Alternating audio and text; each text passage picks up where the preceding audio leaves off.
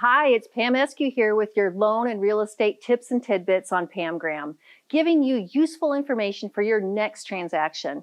In this video, we are touching on title and other assets held in simple family trusts or living trusts. It's important for you to know as much as you can about trusts before you go to an attorney to have one prepared. That way, you're not spending your money on having an attorney explain simple information you can learn on your own. When you meet with an attorney, you want to be ready with your specific estate information, so it's more of a planning session than an explaining session. I must give the disclaimer that I am not an attorney. And this is not intended as legal advice, but a simplified explanation of important things I have learned from my experience in the escrow title industry, as well as from family and friends. The 4 things you will take away from this video are: 1. Keep your trust safe and accessible. 2. Learn basic terminology used in trusts. 3. Know who are the beneficiaries named on your assets. 4. On occasion, have your trust reviewed. First, it's important that your living family trust agreement be accessible or provided to those who will be handling your affairs if you pass away or become incapacitated. This document is not recorded in the public records. Though your title to your property may be in the name of the trust, only your personal trust document gives the details as to who you designated to be in charge of the trust once you no longer can be. If there's no copy available, no one can know what your desires were that you had in the trust agreement. You cannot assume that your attorney will always have a copy available. Attorneys go out of business and pass away, often with no one having access to their confidential records. Also, when you want to sell or refinance a property held in your trust, the lender and the title insurance company will require a copy of your trust agreement and any amendments you made to your trust. This second part has a lot of information. Just know that you can easily rewatch this video for any details you want to be sure you understand. Here are some basic terminology relating to family living trusts. A family trust or living trust is the most common legal document used to protect your assets, avoid probate, and delay or avoid taxes. Sometimes it's called an inter vivos trust. Inter vivos means between the living. Basically saying you created this trust while you were alive. Now, revocable versus irrevocable trust. Most trusts are revocable trusts, meaning you can change them. Typical trusts are revocable or changeable while you are alive, so you can change it if you want. Most trusts become irrevocable or unchangeable once you're no longer alive or become incapacitated.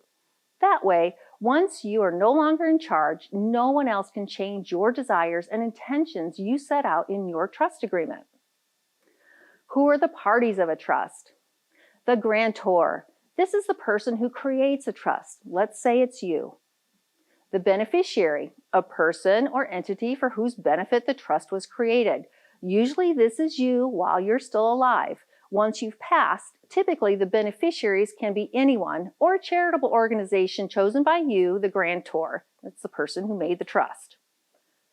Then there's the trustee. This is the person or entity who manages the assets of the trust. Typically, at the beginning of the trust, this is you or the same person that created the trust. The trustee has the right to deed property in or out of the name of the trust, buy and sell assets in the name of the trust. They are basically in charge of carrying out the responsibilities as stated in the trust. And then once you pass or become incapacitated, a successor trustee is named, and they take over the duties of the trust. This is commonly a spouse first, then 1 or 2 of your children or other trusted party. It can be a business entity like a bank or a trust management company. The trust agreement. This document sets up a trust. It will designate the trustee and beneficiaries and give the trustee directions as to how the assets are to be managed and distributed to the beneficiaries. That is some of the terminology you will see in a trust. The third takeaway: know who is named as beneficiary on all your accounts, including your bank accounts, retirement accounts, and life insurance policies. If your family or living trust is not named as the beneficiary on your accounts, whoever is named as beneficiary on those accounts will receive the money if you pass, regardless of what's in your trust. Say you name just one of your children as your beneficiary on a bank account and not all of them. When you pass, the bank will only give the money from that account to the beneficiary named.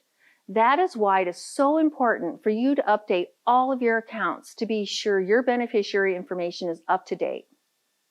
The fourth important takeaway.